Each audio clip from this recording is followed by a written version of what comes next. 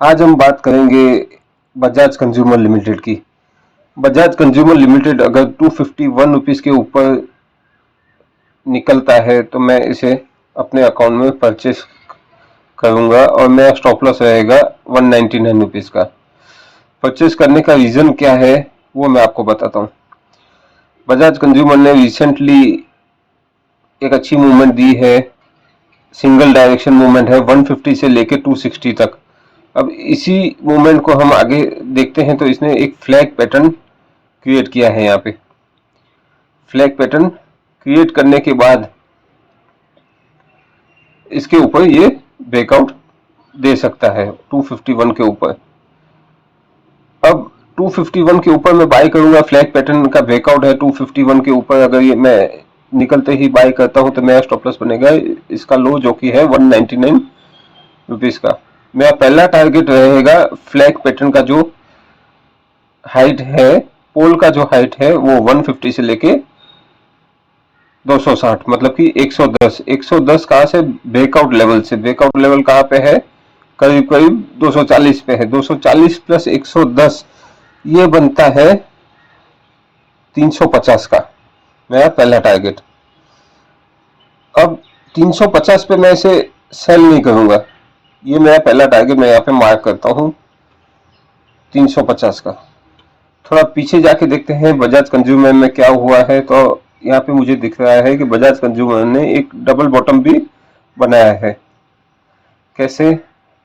ये देखिए, ये इसका डबल बॉटम पैटर्न।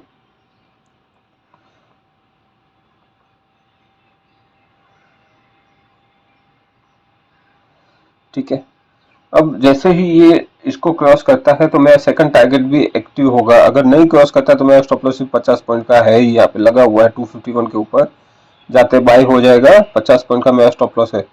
हो सकता है कि बाई हो पर इसे क्रॉस ना कर पाए, यहाँ से ही फॉल आ जाए, कुछ भी हो सकता है, स्टॉक मार्केट है। पर अगर ये चल गया तो मेरा दूसरा टारगेट रहेगा इसकी हाइट, डबल बॉटम पैटर्न की हाइट। डबल बॉटम पैटर्न की हाइट क्या है 340 से लेके 120 का इसका फॉल है। तो करीबन करीबन ये 220 पॉइंट की हाइट है इसकी। 220 पॉइंट अगर मैं ऐड करता हूँ 251 जहां से ये ब्रेकआउट आएगा, अभी आया नहीं है ब्रेकआउट, अब ये मान के चले पर ब्रेकआउट आने के चांसेस हैं।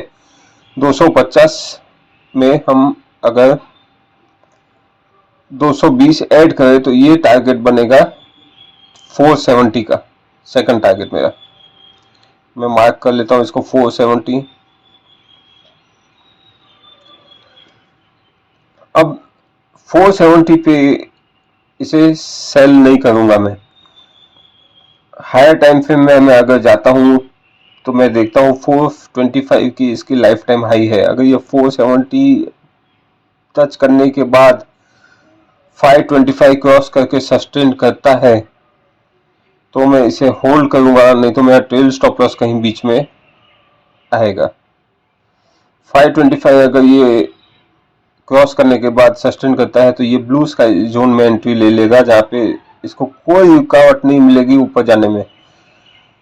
ब्लू स्काई जोन में एंट्री लेने के बाद मेरा टारगेट बनेगा, पहला टारगेट ये बनेगा कि इसका जो फॉल आया था 525 से लेके 125 राउंड फिगर में गिन के चलता हूँ तो 400 पॉइंट का फॉल आया था, तो सेम 400 पॉइंट का राइस आना चाहिए। मतलब 925 तक ये स्टॉक जाना चाहिए ब्लू स्काई जोन में अगर आ जाता है तो मैं सेम 925 का मार्किंग करके रखता हूँ। ये मेरा थर्ड टारगेट होगा।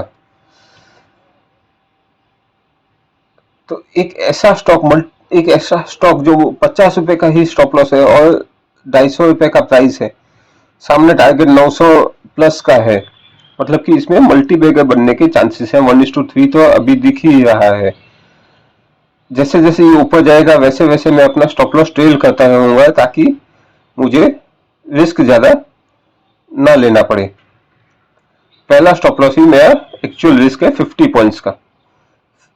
फिर तो टेंशन ही नहीं है, एक बार ऊपर चलता गया स्टॉप लॉस रेस करते गए और 925 तक इसको प्ले करते गए। तो अगर आपको भी लगता है कि ये स्टॉक इतना ऊपर जा सकता है, आप भी लेना चाहते हैं तो बेशक ले सकते हैं, पर लेने से पहले अपने फाइनेंशियल एडवाइजर के साथ कंसल्ट जरूर कीजिएगा। स्टॉक मार्केट प्रॉफिट और लॉस दोनों की प्रोबेबिलिटी रखता है। 50 रुपए का लॉस सहन करने की ताकत हो तो बेशक इसे लीजिएगा फाइनेंशियल एडवाइजर की कंसल्टेशन के बाद। आपको क्वेरी हो इस स्टॉक में तो आप मुझे ट्विटर पे या व्हाट्सएप पर पूछ सकते हैं।